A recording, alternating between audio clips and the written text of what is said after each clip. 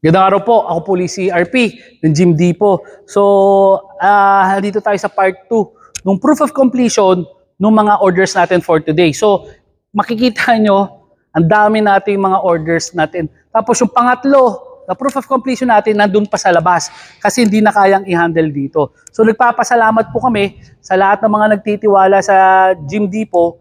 So, dinidiscuss natin ngayon bakit nakakapagtiwala sa atin yung mga kliyente na yon. So by the way, ito pong order natin ngayon is para kay Sir Pau at Sir Hamida, if I'm not mistaken. Sa ano po to, sa Marawi po i-deliver to. So, isa sa mga reason, actually, familiar na sila Sir Pau sa mga ibang fabricators. So, nag-try sila sa atin. So, isa sa pinakamaganda kasing factor sa Jim Depot, kung papansinin nyo, halos linggo-linggo. Tapos, twice or thrice a week, may mga deliveries tayo. Tapos yung deliveries natin, hindi ito pang Luzon lang. So, Luzon, Visayas, Mindanao. So, nakapagpa-deliver na po tayo sa buong sulok ng Pilipinas. As a matter of fact, sa Santa Ana, Cagayan, which is 1 town, 2 towns away from Apari, nakapag-deliver na tayo sa Cagayan. So, sa dulo-dulong norte, nakapag-deliver na tayo. Tapos sa Basilan at sa Jolo, nakapag-deliver na rin po tayo. So, dulong-dulo naman sila sa south. So, kabilaan na. Sa tagal natin sa business, at sa dami ng mga deliveries natin, nasa ulado na natin yung logistics, kung paano ipapadala. So, importante po yun. Kasi, marami kasing nagsulputan ng mga fabricators, okay naman sila, legit naman, pero nagkakaproblema pag minsan sa logistics. So, paano ipapadala sa inyo? Mabuti kung sa Luzon lang, madali. Arkila lang ng truck, mapapadala na.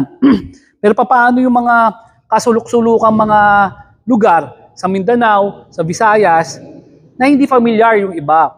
So sa amin, makakaasa ka na mapapadala namin yung gamit mo the soonest time possible.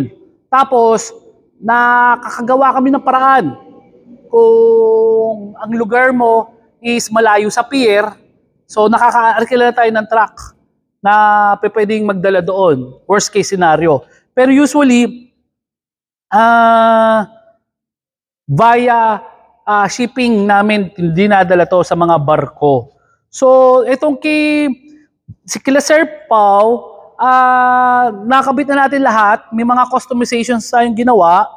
Pero wala lang tong selectorized plates pa. Kasi nandyan yung selectorized plates, pero hindi pa kaagad ipapadeliver nila Sir Pau yung gamit na to. So, hindi muna natin nila Pero kung mapapansin nyo, Sir Pau, lahat to naka-plastic na.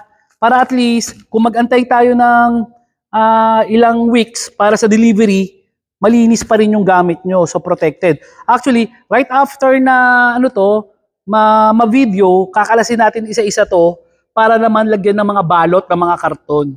So, pwede ko i-feature yun. Katulad yung makikita nyo sa likod, may mga gamit tayo doon na nababalutan ng karton. So, binabalutan natin ng karton yan kasi malayo yung pagbibiyahe at saka para maprotektahan sa biyahe yung mga gamit. So, itong kila Sir Pau, Sir Hamida is papuntang Marawi. So, kinostomize natin yung mga gamit. So, lahat ng gamit nila is all black. All black. So, kagaya dito sa flat deck line po itong bench press, hammer bench press na kinuha niya. So, may mga kinostomize tayo dito. So, nakita nila Sir yung dati natin design na mayroong close grip. So, nagpalagay sila nito. So, ito yung hinabol natin, yung close grip. Tapos ito, nako-convert ito sa flat bench press. So, madali lang naman siyang i-convert. Sandali lang yan. Maski yung yun yung maganda dito sa amin, maski yung sa kamay na, kita nyo kasi kailangan mataas yun para tumama sa range of motion ng decline. Pero pag ginawang flat to, kailangan bumaba naman. So, tapos ang maganda kasi niya, makikita nyo, meron kaming ginagamit na spring dito para shock absorber. Para pagka binaksak nung gumagamit, hindi bakal sa bakal. Tapos, kahit magbakal sa bakal naman yan,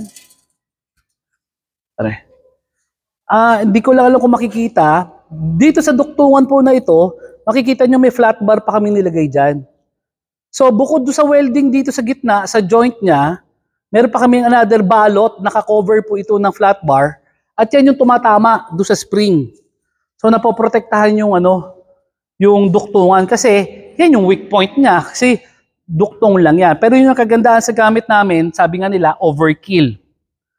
So, meron din tayong assisted squat with leg press, assisted squat with standing calves. Kagandahan kasi nito, dati, assisted squat lang siya. Dati, standing calves lang siya. Pero ngayon, nilagyan na natin ng hawakan, so pwede ka mag-shoulder. Pwede ka mag-row sa back. Pwede ka rin mag-shrug. So marami kang magagawa dito sa machine na ito ngayon. Hindi na siya limited lang sa ilang gamit. So yun yung kagandahan ng bagong mga designs natin. So again, itong seated chest press with high row combo. So dual exercise na magagawa rito. Itong nandito sa isang side na to, high row combo siya. So sa back po ito. So sa lats ang tama nito. Sa likod naman, chest press naman siya. So pang chest naman to, seated chest press to. So Olympic po yung kanilang loader at ang pagka-Olympic natin ay stainless po yung nilalagay natin. So meron din po tayong leg curl, leg extension combo.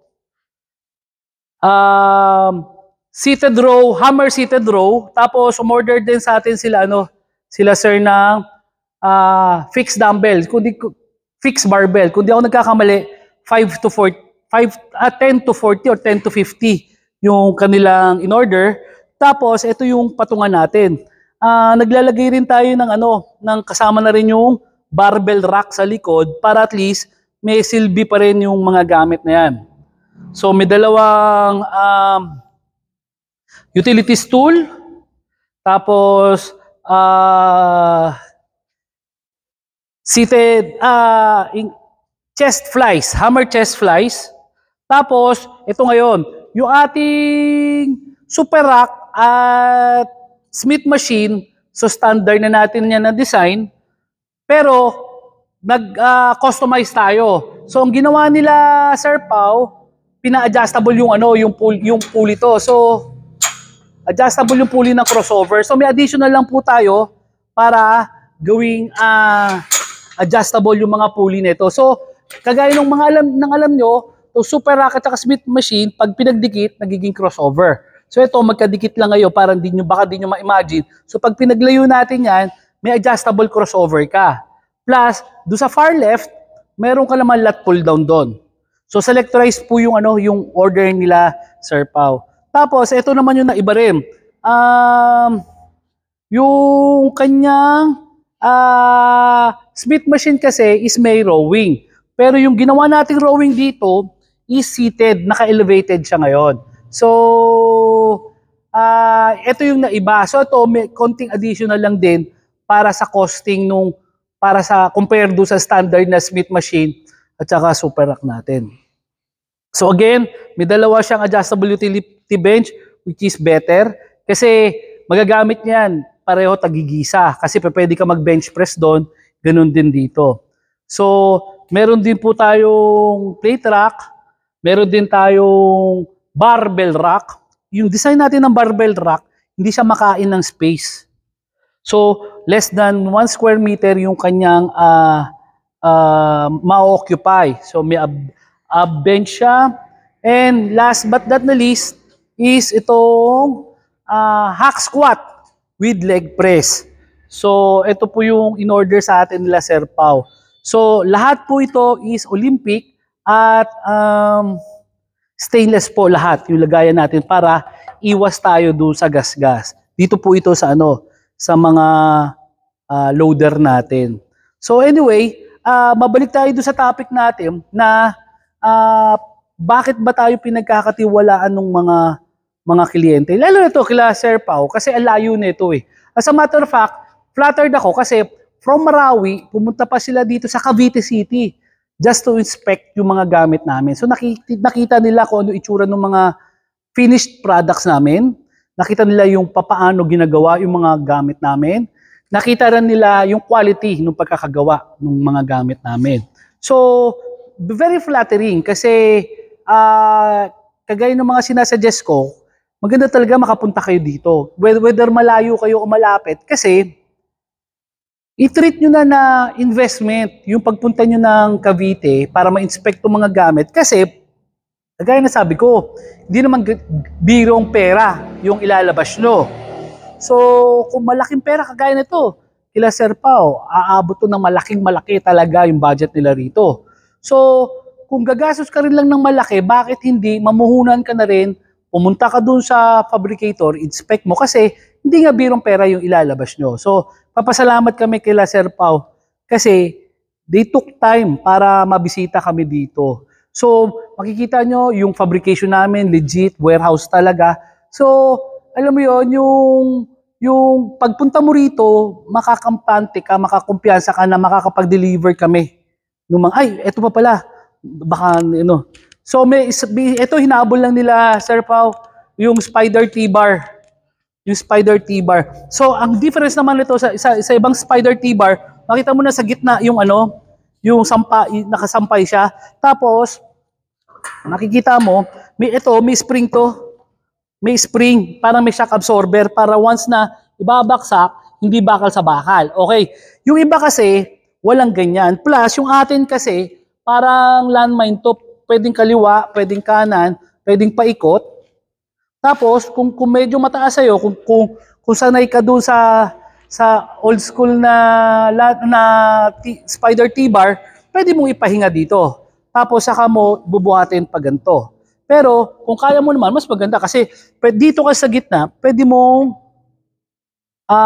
up to failure yung program mo. Kasi, yung up to failure, di ka na kumbaga, wala ka ng lakas para gawin yung last set mo.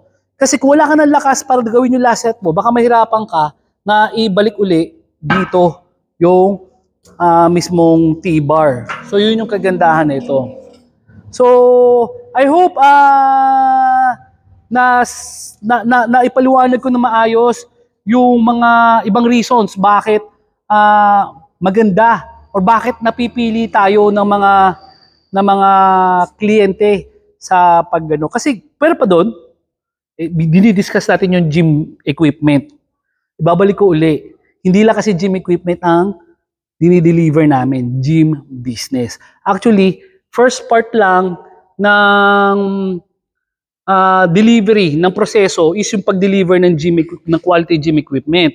Pero ang susunod talaga niyan, mas mapapakinabangan nyo kami doon sa gym business aspect kasi doon namin kayo matutulungan sa mga pwede nyong gawin. From doon sa pag-apply ng permit, sa mga promos, paano mapapalaki yung sales, sa marketing, etc. etc. So, sa tingin ko, yun yung isa sa pinakamalaking factor bakit napipili si Gym Depot na number 1 supplier siguro ng gym equipment sa buong Pilipinas kasi makikita nyo continuous yung mga orders natin. All year round, dire-diretso po yung mga deliveries natin. Napapanood nyo ako sa YouTube at every time na napapanood nyo ako sa YouTube, may mga proof of delivery tayo. Maraming salamat po sa lahat ng mga nagtitiwala sa Gym Depot. Ako po si RP ng Gym Depot. Maraming salamat po.